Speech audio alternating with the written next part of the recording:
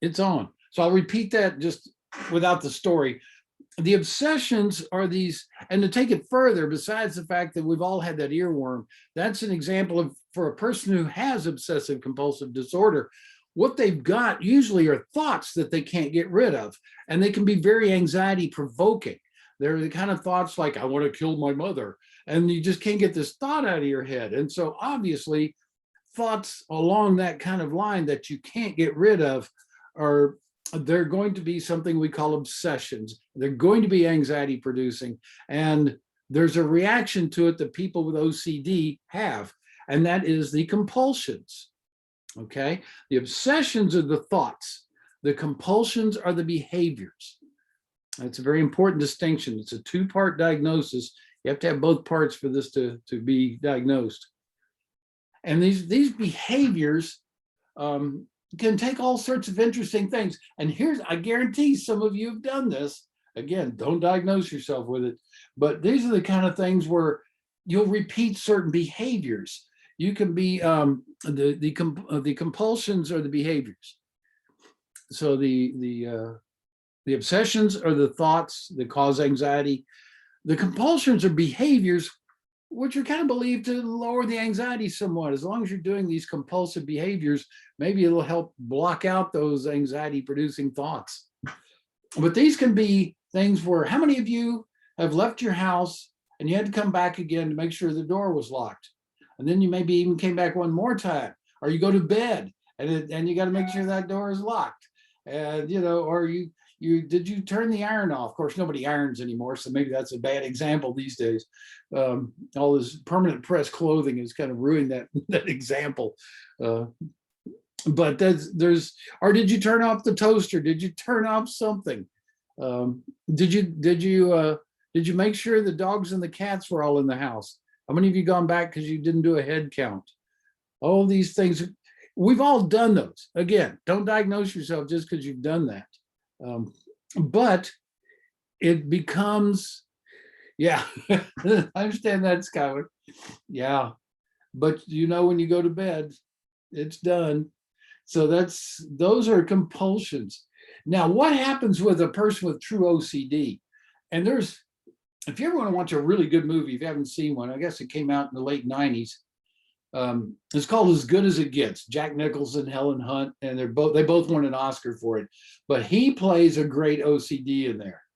He's like a very talented writer, plays a jerk. In other words, Jack Nicholson was playing himself, playing a jerk, but he does a great job of it. And there's a great scene in there that shows how he alphabetizes all of his albums.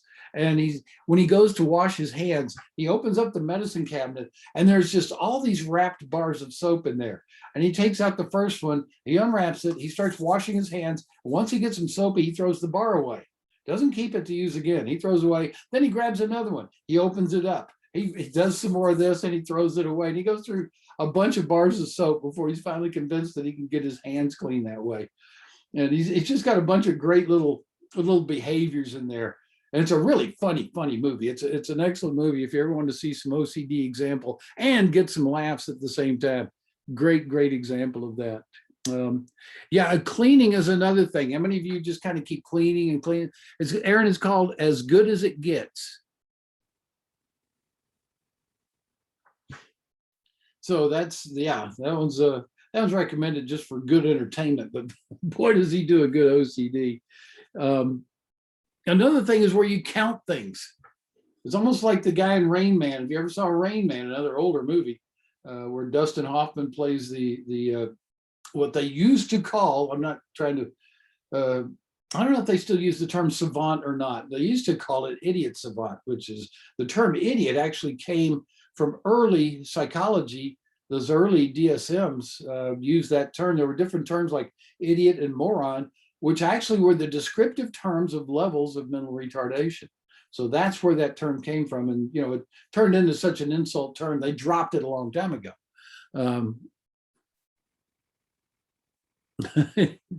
Yeah, Zoe, that's good, because you grew out of it. And sometimes you'll see something in a child that'll certainly you'll grow out of. And that's why oftentimes diagnosing children, can be a dangerous thing, because there's certain diagnoses which are considered precursors to adult disorders, but they may or may not develop into those kinds of things. So that's kind of one of the part of the art of diagnosis, is being able to tease out certain things. Gotcha, Aubrey. Okay, so any questions on OCD, obsessive compulsive disorder? The obsessions are the thoughts that cause anxiety, and the compulsions are those behaviors that they'll do. I'll never forget one quick anecdotal story here was the worst case of OCD I ever worked with, which was in a hospital. And this poor guy, oh my gosh, he was so nice, but there was a lot of complications to this. But part of his obsessive compulsive disorder was he could not walk down a hall without going back and forth and touching the walls. It was a touching type of behavior that was a compulsion.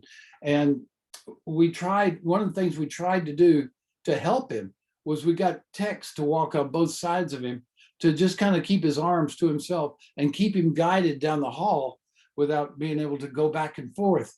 Monk is a good example too. He's got some OCD in him for sure.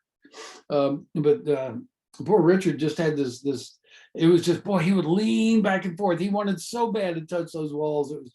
It was really hard for him. I mean, he agreed to do it ahead of time, and we told him, we're not going to hurt you. If it really gets too bad, we'll let you touch, but we're just trying to help. And he wanted to so bad. So I don't know if it ever really got him past that, but it was just something else to try. But he was a really severe case of it too. Real strong. A lot of religiosity with him. And that was where a lot of it came from. His obsessive thoughts were these hyper religious thoughts that his mother drilled into him. And he just wasn't a strong enough person to be able to handle that intense amount of religion. So we see that a little too often in my field, unfortunately. It's not the way it's supposed to work. Okay. Any questions on that one? Oh, and one more little thing to add. I told you not to self-diagnose, but I got to add to you that when you're going through a program like you're going through here, 18 months, it's very similar to what a graduate program to get a master's is like. It helps to have a little OCD in you, because you'll be, hi there, Kat. you will be pushed to get things done, to get ready for the next test, to learn the next skill. And you will work at it harder perhaps than maybe the average bear. So that can help you to be a little bit OCD when you're in a program like this. If you ever go to vet school, you want to have at least a little OCD. When I was in grad school, we all agreed on this. We're studying this stuff and we're going, hey, we all got a little bit of this, but you know what? It pays off in an atmosphere like this, a situation like this. So it's okay to have a little bit. Just don't let it get to you. Just make sure that alarm's set there, okay, Skylar? All right, so the next one. I'm gonna write it out one time, but there's another abbreviation which it's definitely known by. So I will include that too. This one is post-traumatic stress disorder, commonly known as PTSD. And you'll hear that term PTSD pretty frequently. Now, this actually is a fairly recent diagnosis, although it's not a recent condition by any stretch of the world or the idea. It is something that really came to prominence first in World War I, over 100 years ago, that they came up with this condition called shell shock. And I had a little short film ready to go this morning, but when I had to reboot my laptop at the last minute, I lost it. But I can find it again, and I'll show it to you tomorrow. It's some footage of some guys who were in World War I. World War I was more intense maybe than other wars. All wars are bad. I don't care when you go back in history. The whole idea is to kill each other, and that's never a good thing. But in World War I, they really had the most technological war of all time at that point. And there was just a ton of artillery. There were literally battles where they would open it up for 2 or 3 days. They'd do nothing but lob over thousands and thousands of artillery shells. And by thousands and thousands, it was estimated there were times when they threw over 1 million artillery shells before the battle would start. That's a lot of noise. That's the original shock and awe. And there were guys that broke underneath that type of pressure, that noise, and seeing their buddies disappear. Literally, when an artillery shell hits, if it hits a person, that person disappears. There is no trace of them anymore. And so this is happening to people that they were around, and they never knew if it was going to happen to them, and they cracked. And by cracked, I mean they developed what they called in World War I shell shock. They didn't understand it back then. They often thought it was a sign of cowardice. It's not, but they thought that. There were guys who actually were executed for desertion when what they had was shell shock.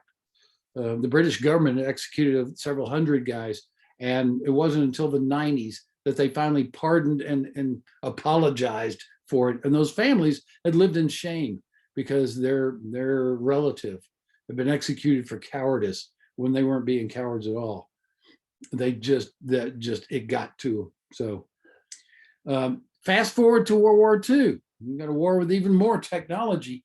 And what wound up happening in World War II is they changed the name because it became more of a war of movement. You weren't any battles where they would fire 1 million artillery shells. Now, artillery was still a big part of it, but it was much more a war of movement. And they changed the name to combat fatigue, where guys who just finally, just got to them. If you've ever watched Band of Brothers, there's a classic scene during the Battle of the Bulge where one of the really good, competent lieutenants in the company finally cracked when he saw two of his best friends lose their legs. And they do a real good bit about looking at that. He lost it. He'd been through a lot of combat and finally just got to him. Now, there really wasn't much in the way of treatments for these. A lot of times they didn't even consider it any kind of disorder. They just thought it was a normal kind of thing. Fast forward to Vietnam.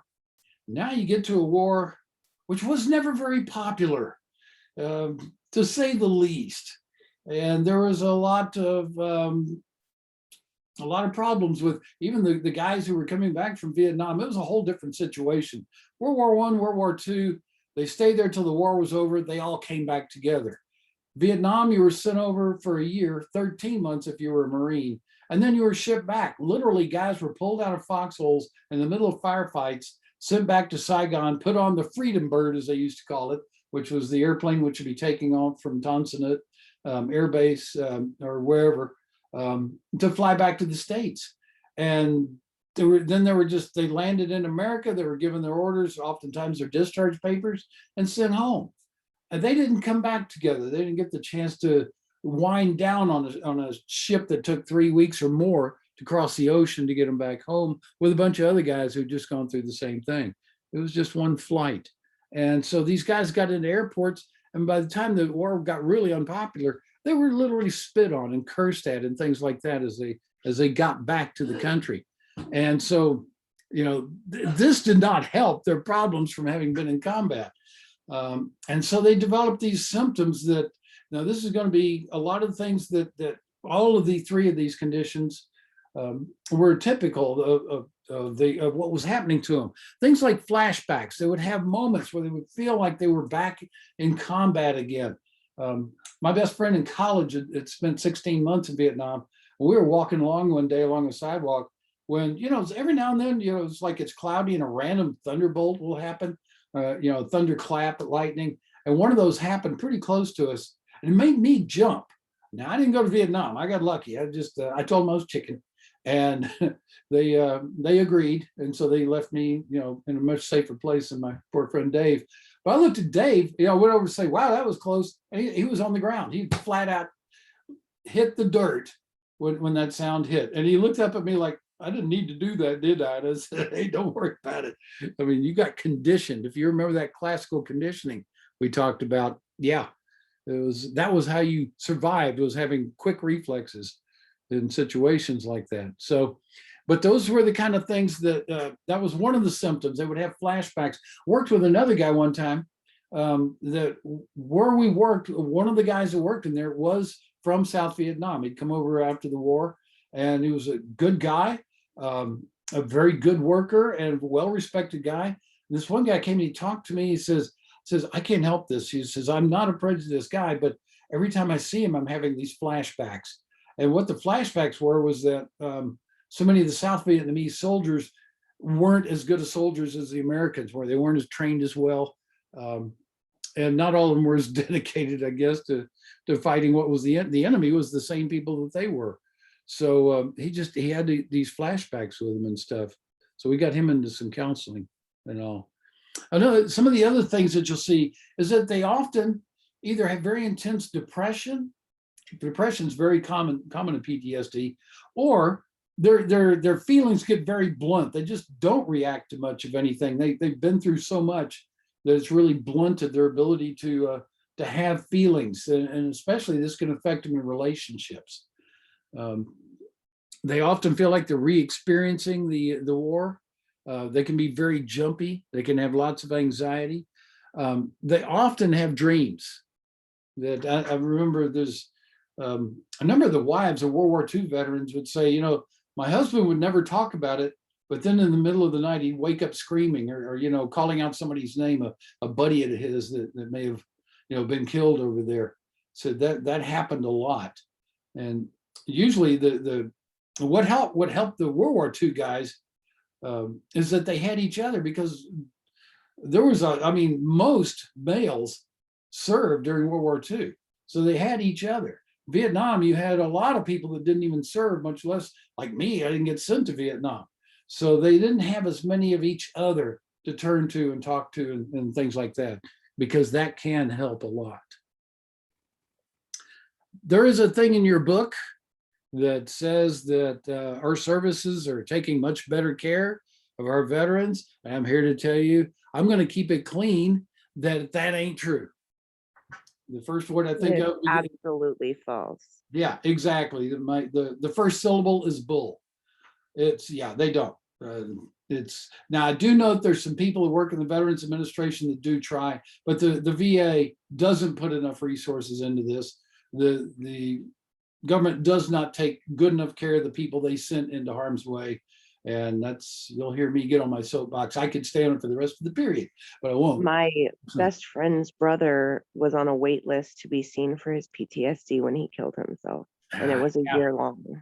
Yeah. He probably wasn't even close yet to being seen. So, I'm a veteran. I've never joined the VA. I use some other benefits. Heck, I use GI Bill to go through college, but the VA is medical. No, I never did. No. Just I'll pay out of pocket instead. Now I've actually got much better insurance now, but I'm not going to do that. They just don't. The suicide rate for our veterans is a crime. It truly is. Get me, yeah, it is for that. I've done that too. So, yeah, I'll get off that topic before I get all worked up again. Yeah.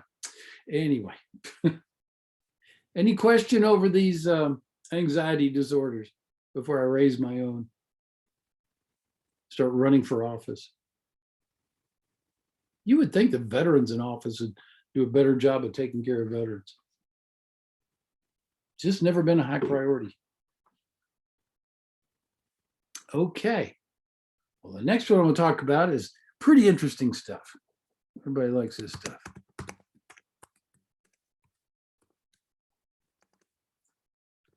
These are the dissociative disorders. Now, dissociative disorders are going to have, it's like a change in consciousness is what you're having. You're able to function for the most part, but you're going to have a major problem in that functioning. And the first one is something, it's a term I'm sure you've all heard, amnesia. That is a diagnosis. Amnesia involves memory loss. Just like what you've heard, just like the street usage.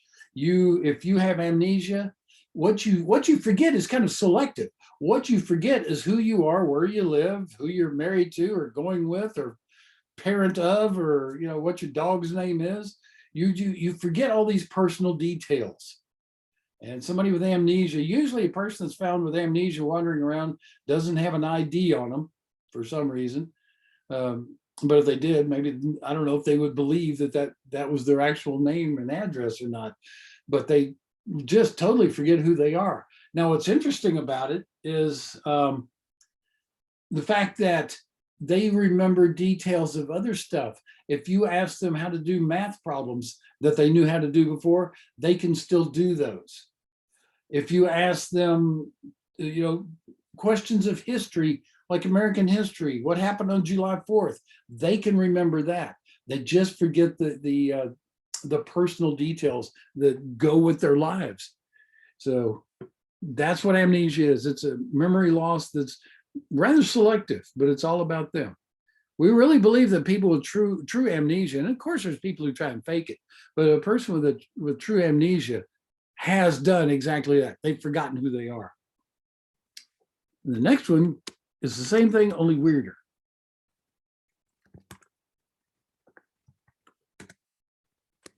It's called dissociative fugue.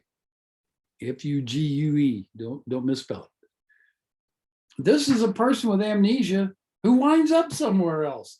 They travel. They go to, let's say they're in Houston. All of a sudden, they're found in San Francisco, and they don't know who they are, what their address is, where they're from, and they're not from there.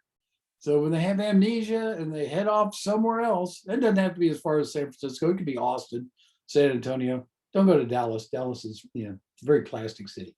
But anyway, regardless of where you go, if you're somewhere else, it's amnesia, but it's called dissociative fugue. The next one is a very controversial one.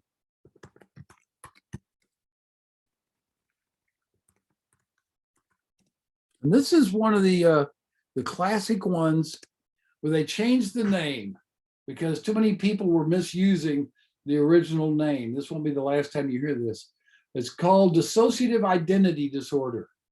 What it used to be called, and still is in popular usage, is multiple personality disorder. Most of you have probably heard of that.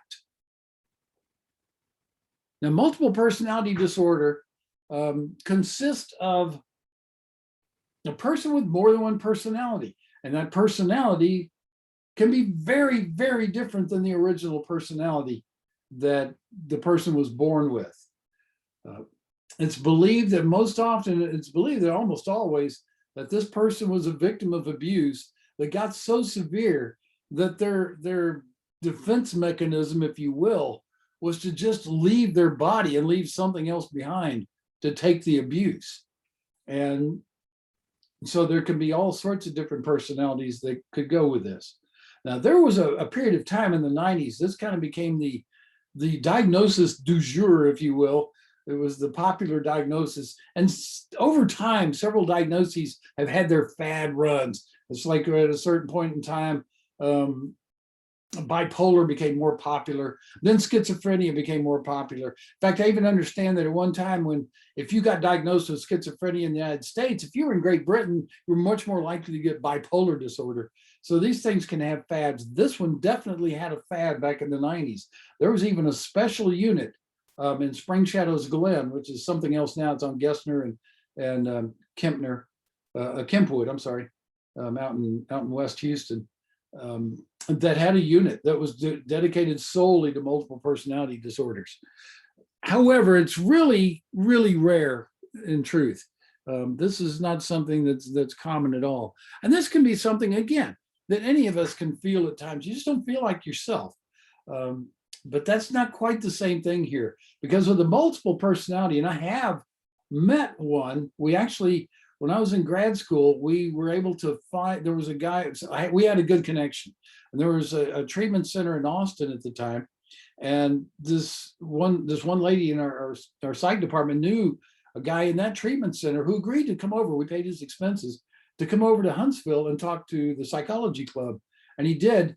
And I was lucky enough, I was an officer in the club, and I got to, we took him to dinner after the club meeting. And so I even got to talk to him more after the club meeting. But he came over and he was, all I remember, and I would never give his identity away if I could remember it. All I know is he went by Mike. So I'll call him Mike. But Mike came over and he talked about how he's, that as Mike, he could talk to you just like any of us could to each other. He sounded as normal as could be. But these other personalities that came out could sound completely different. And he brought a recording of himself one time when he was in a psych hospital where he was being interviewed by, I don't remember if it was being interviewed by a tech or a therapist or what, or even a psychiatrist.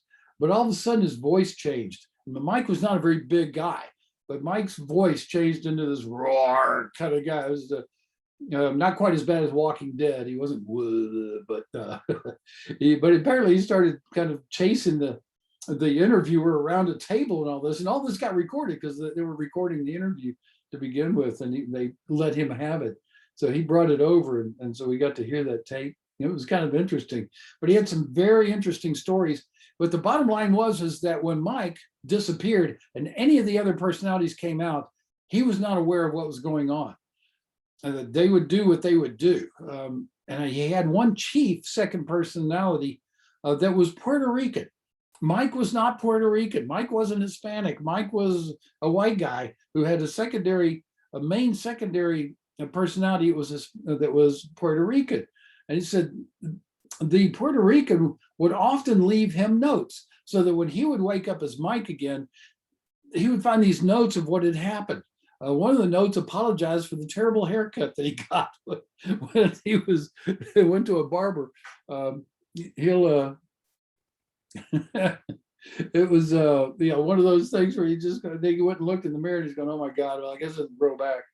But he had a number of different personalities. One of them was like an infant personality. Another one, he had two female personalities. He said that at its peak, before he went into treatment, I think he had something like 47 or 48 different personalities. Now, a number of them were just fragments. They weren't complete. They would just kind of come out and rarely, but they would just show up briefly and go back to maybe the Puerto Rican or Mike. But he said Mike had no control over any of them. He woke up in the hospital one time. They said he was working like an all-night stop and rob down the Freeport area, and some bikers came in, and he had that real mean personality came out, and apparently he threatened him or something. But he woke up in the hospital next day. He got beat up because of that. So, but he just, Mike said, I wouldn't have done that. So, he had all sorts of different personalities that were there. There's several movies that have been put out that will give you a pretty good idea that such as there was one called The Three Faces of Eve. It came out, I want to say around 1960. It's still very good. It's very well done. Joanne Woodward, who was Paul Newman's wife, she won an Oscar for her role in that. You can win an Oscar and Emmy if you play somebody mentally ill. That seems to be a really good way to get yourself an Oscar if you just feel the need to get one, or at least a nomination. But it was me, myself, and Irene. Yeah, that was probably based on The Three Faces of Eve. And Three Faces of Eve was based on a real person that had three personalities.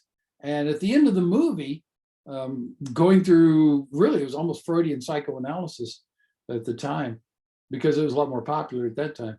She had developed this whole personality, which was better than any of the three personalities. And so that was how the movie ended. She was now, as of the time I was in graduate school, back in treatment. It was over 20 years, well over 20 years later. And she was back in treatment again. She had developed a lot more personalities after that movie ended, which is not what you get to see at the end of the movie where if they were to do an epilogue. Yeah. Poor Eve turned into a whole bunch more people after that. So, but Sybil is another one. Sally Field made for TV. She got the Emmy. I just read an article about Sybil where they said that case was actually like she faked it. Oh, okay. Yeah. Yeah, and I don't doubt that what we always shorten it to MPD, that it does get faked quite a bit. There's certain things you can gain by getting out of stuff, for instance, by faking something like that. And that's why it's believed that the true cases are very rare. There's also the what happened to that unit at Spring Shadows Glen is that they were literally keeping people in there to convince them that they had multiple personality disorder, and they would keep them in there till their insurance ran out and then tell them they were cured.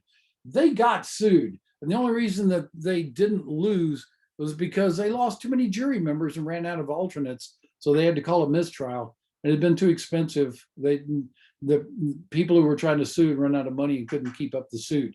But in the end, Spring Shadows Glen kind of got ruined. It was a malpractice thing. I did work there, not in that unit, but I had worked there and I heard stories about some of the stuff that had gone on. And yeah, they deserved what they got. So, but they didn't lose. They would have lost a ton of money themselves. They got lucky in that kind of thing. And I'll mention, besides the fact that it's rare, there's a percentage of people in my profession that truly don't believe that this exists, that maybe everybody fakes it. I think it's possible. I really think that it is very rare if it does happen. I can't say that I'm 100% convinced that it happens, but well over 90%, I believe that, yeah, it has happened. So for what that's worth. But it's kind of interesting. you gotta admit that. I remember I actually did a research paper on it. There's one more thing's worth mentioning, is that there was a case of this one guy, I think he had 7 different personalities, and there was literally a physiological change within the guy, because in only one of his personalities, if he drank tomato juice, he would break out in a rash, and it'd be pretty bad. It was noticeable, and it would itch. As soon as a different personality came out, it would disappear, and he'd be fine. So that's what kind of convinced me maybe there's a little something to this. There may be some things that have some merit within that. Any questions on more than one person within a person, or amnesia or dissociative fugue? Or you just rather forget about it, right? Well, don't. Take the test first, okay? All right, next we're going to go to the mood disorders.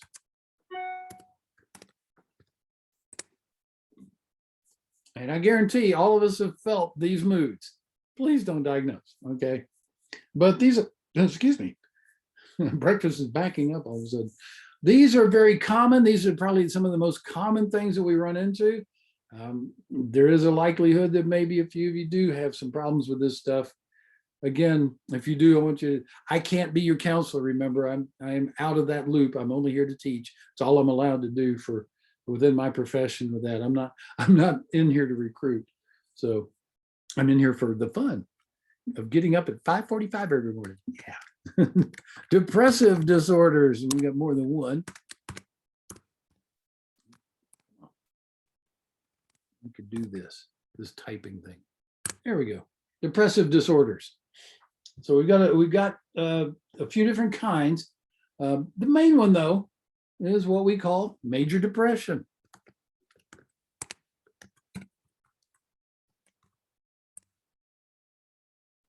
We do have different levels of this, but we're going to stick with just the main stuff here. Mainly the two main types of depression.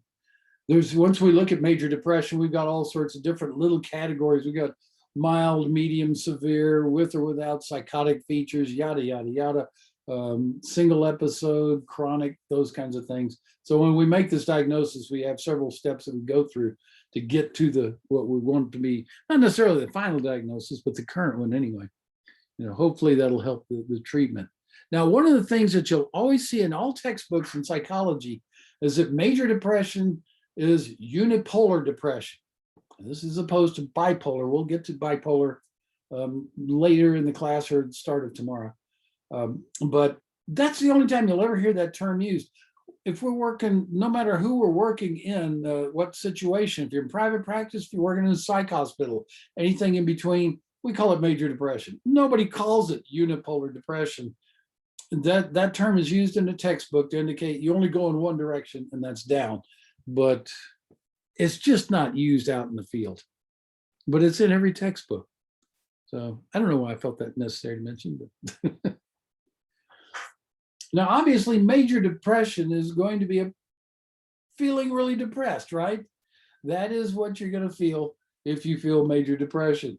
And so I'm going to get it down to a little more details than that, because everybody gets like that.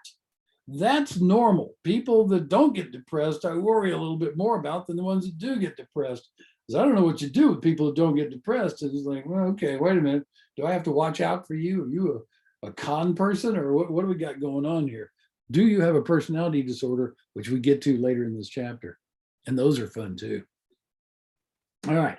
So now we're going to look at you. You come in to see me, and I'm going to start interviewing you, and you being fictional.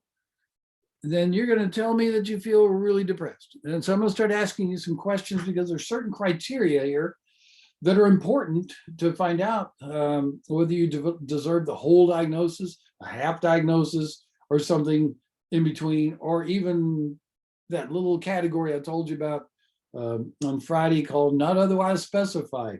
And this, again, that not otherwise specified categories, you don't fit any of these criteria that I give you neatly, but you are depressed. So we're going to give you this depression not otherwise specified NOS. I don't think we're not really using that in the DSM-5, but I guarantee that it is something we still use in like talking about it, staffing it, things like this. This person doesn't fit the criteria, but they're kind of NOS is the way we would phrase it. Okay. So you come to me, you tell me you're feeling depressed. All right. I'm gonna ask you, how long have you been depressed? And what I'm looking for here is that you've been depressed for at least 2 weeks. And during that 2 weeks, you don't have to have been depressed the whole time. I think I mentioned this a little earlier, that all you need to have been depressed is a little over half the time. So technically 51% of the time. I mean, if you were literally walked into me though and said, literally, I've been depressed 51% of the time, I'm going to look at you kind of funny. And it's like, all right, you've been reading this book, you want to get this diagnosis, but you don't want to have to act depressed all the time. So that is, if I'm looking at this, I want to know how long you've been depressed. I'll never forget one, when I was doing my externship, we called them our practicum, that I had a young lady come into the counseling center at SAM, and she told me she'd been really depressed. And the first thing I says, how long have you been depressed? She said, at least 4 hours now. I go, okay. I didn't laugh, but I said, all right, we got something else to work with here. All right.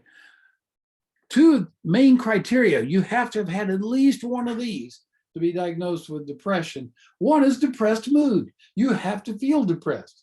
You don't have that, that's going to raise a big question mark. But there is one other symptom that you could have that would also be a major indicator that maybe there is really depression here. And I'm going to give you one of those good college $3 words here. This is a good word to be on a test. It's called anhedonia. And anhedonia means that you just stop having the ability to feel pleasure, even doing things that normally would make you feel really good. Normally, if you play with your pet, it's something that normally comforts you. If it doesn't really comfort you, that's anhedonia. Now, the root comes from a word called hedonism. Hedonism is an ancient Greek philosophy of how people live. And in that philosophy, it's believed that people will always choose the path that gives the most pleasure. Now, that doesn't mean that you choose to go out partying instead of studying, because it may be that for you, studying is going to lead to the path with the most pleasure, which is to be able to finish college, get your degree, get your license, and work as a vet tech. Maybe eventually go on for further. You never know, but that is open to you if you get this degree. So that choice you make to do the pleasurable thing is what hedonism is based on. Now, common use of these days, we say somebody's a hedonist, it purely is a choice of pleasure. But anhedonia is that choice, not a choice. It is that feeling that you don't feel pleasure. You're just not enjoying what is normally fun. Normally you like to do these activities, to watch these shows. They're just not doing it for me today. That's anhedonia. So there's your $3 college word for the morning. Take that with you, put it in your pocket. Remember it on Thursday when I give you a test. It might be there. Okay, now you have to have one of those two. Most of the time, to be honest with you, when I got somebody who's depressed, I get both of those. So I'm already 2 up because I've got 7 more criteria and I need 3 of those. What we have is 9 total criteria. We have to find 5. With somebody that's really depressed, it's not hard to find 5. We can find all of them, okay? Although that's really depressed, we don't see that often. Okay, oftentimes, this is the next criteria, we'll see a real change in food intake, one way or the other. It might be somebody that just stops eating, or they start eating obsessively. It gives them comfort. That whole idea behind comfort food, this is where that originated. It's like the only thing that makes me feel better is Bluebell homemade vanilla ice cream, and I'm gonna sit here and eat the whole bucket. As tempting as that is, even when you're not depressed, because who doesn't love Bluebell homemade vanilla? And if you don't, you have to leave Texas. But you'll oftentimes see a weight gain or a weight loss. So that'll be the next question. How's your appetite? Oh, really? Have you noticed a difference in your weight? So you'll check that. Next one is sleep problems. Most often it's going to be insomnia of some type. And it's going to be most nights. We talked about insomnia back in chapter 5 when we talked about states of consciousness. So any one of those types of insomnia that we talked about back then, they're all qualifiers. But there's going to be certain cases where they sleep too much, where maybe they're going for 12 hours of sleep, maybe even more than that. When we get to bipolar, we're going to look more at what happens when you sleep too much and why. Another criteria that we look at is, what are your psychomotor levels? And by that, I mean, are you restless? Are you fidgety, can't settle down, or you're just the other way? You're just lethargic. You have no energy. You don't want to do anything. You're just bleh. You're a lump. You're the sitting dead. Okay. So, which is very similar to the next one, is where you're tired all the time. You feel fatigued and you lack motivation. You got a test tomorrow and you just really can't crack the book to start reading on it. You're just nothing there. You're not feeling like nothing's worth it, so why try? Okay, so the next little criteria that we look at is, I'm worthless. I feel very guilty. I'm no good to anybody. And you feel kind of helpless within that. Hopeless, worthless, all the less words.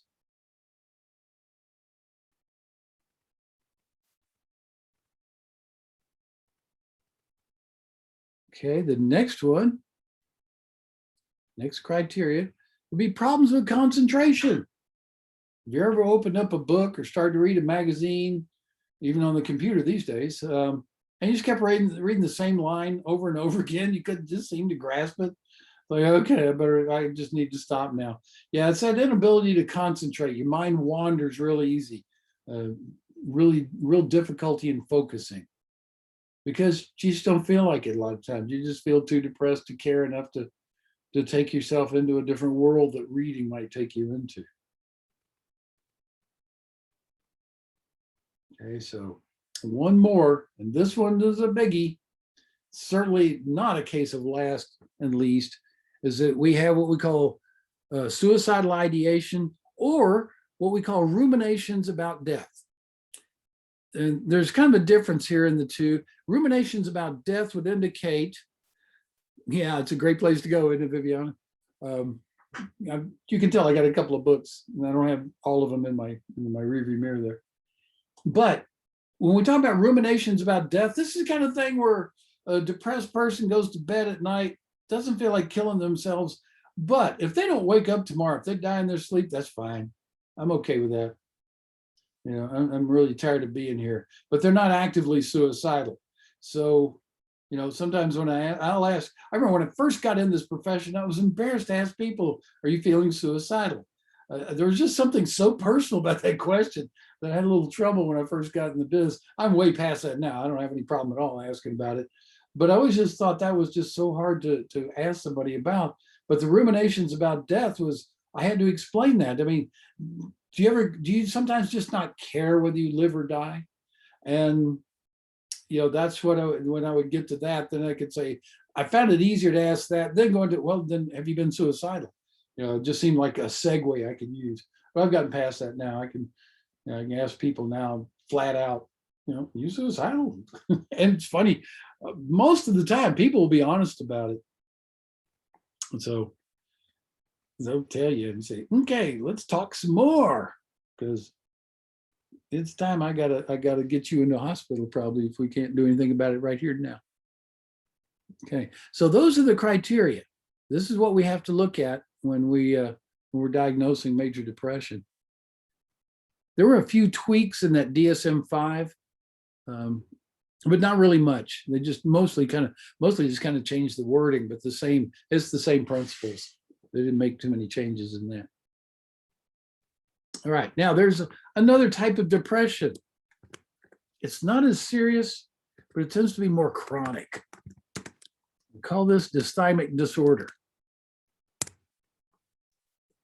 This is just kind of a chronic, kind of almost high-grade depression. You're depressed, but you're functional. Your motivation's low, but you can always force yourself to do it. I'll go to work, I'll do my job, just not really happy while you're doing it. Really, all you need for this diagnosis is 2 of the criteria. Okay. However, the time is much different. You need to have been like this for at least 2 years, not 2 weeks, but 2 years. Only 1 year if you're a child. But if you're an adult, and they would consider this 18 and over, then it has to have been present for at least 2 years before we call you dysthymic. Now, if it's been 6 months and you don't fit the criteria for major depression, we might call this dysthymia NOS. So we could fit you in there and get you treated if we needed to. So, but that basically is dysthymic disorder. So now this one was really tweaked in DSM-5, but again, most of the people in my profession prefer the 4. So we still use this as one of our tools to look at it. This person's dysthymic, not depressed, but they still might benefit from an antidepressant. They still could benefit from therapy. And so the treatment isn't a whole lot different, except for you with dysthymia, you're not going to be dealing with suicidal ideation or even ruminations of death. That's not how bad they feel. They're just down. They're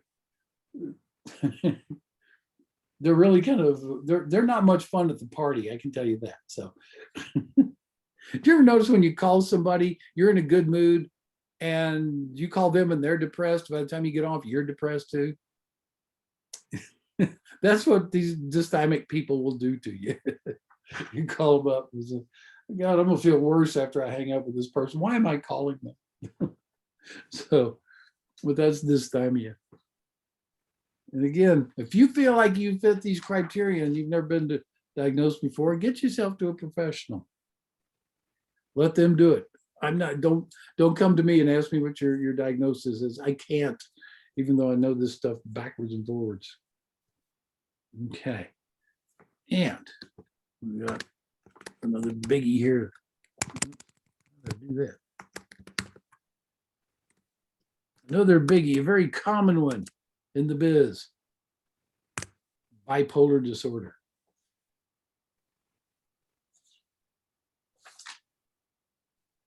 Some of y'all have heard of that. This is another one where they had the name change. They used to call it manic depression. Jimi Hendrix did a great song called Manic Depression. Yeah, I'm old school. But that was some really good music. And this involves something, again, that's very normal. I guarantee every single person in this class and every single person not in this class has had this problem, unless they're just those kind of people who have a flat line of emotionality, and they may be worse than a bipolar. A bipolar involves mood swings. Only they're big mood swings. They're huge. Okay. So they involve 2 different type of symptoms here. One of them is called mania, and the other one is depression. That's why they used to call it manic depression.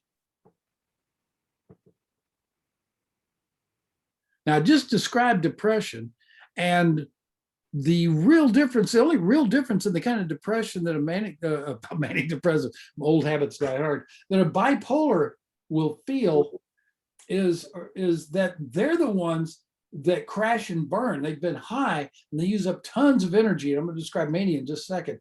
But when they come down off of it into the depressed part, they crash out of energy and they will sleep a lot. Insomnia is not their problem if they're bipolar. If they're bipolar, that they hit depression, they are going to sleep a lot, hours. Maybe they may even crash for a day after a long period of mania. Somebody got their microphone on. Oh no, that was me. I don't know who it was. You're still anonymous. All right, but mania, this is the interesting thing about mania. Mania is a high. I've never met a bipolar that didn't really enjoy mania. It's a natural high. They are full of energy. They feel great about themselves. They can do anything. And that is part of what's going on there. They have a real exaggerated sense of ability, of importance, of I can conquer the world. You know, I've met bipolars that for periods of time, they would hold 3 jobs, sleep 2 hours a day. That was it. They could go on for a while. This is why when they crash into depression, they'll sleep for quite a while. Okay. Your schoolwork, no. We still got Melissa, your mic is on. Don't know what time to get up. who is it? Shut the door. Melissa. Melissa, we hear you. Sorry, siblings. Yeah, just slap them upside the head. I'm kidding. I'm not sick. Do that and I'm out of a job. So, but with mania, there's some interesting things about that. They're very impulsive. You know, getting 3 jobs is a pretty impulsive thing to do, but they will be very impulsive with sex. They'll be very impulsive with spending. You could, if a manic gets a credit card in the mail with a $10,000 spending limit, I've known them to go through that in 2 hours. They will go crazy with something like that. Very ambitious. Now these manic, they can last at least a week, and they have to be manic for at least a week to get the true diagnosis there. Okay, got to go to the whiteboard here. Where's my share screen? I'm going to tell you about the different. We've got. Come on, open up. There we go. What we've got with bipolar, with the extremes of mood, is you go way up here and then way down here. These are full mania, full depression. Now, bipolar can function in the mid-range here for periods of time, but it won't last. This is one thing, we've got to get you medication. We've got to get, we'll talk about more about that in the next chapter to try and control it. No cures, but we can help. But this is what happens with full mania. Now, and full depression. However, we have a second one called this is type 1 bipolar. We get the full mania, full depression. We have a type 2, which only involves hypomania, where maybe they get about that high, but then they can fall into the full depression. Okay, so this is type 2. I'm just going to write 2 here because it's kind of hard to write with that. That's 2. And this is 1.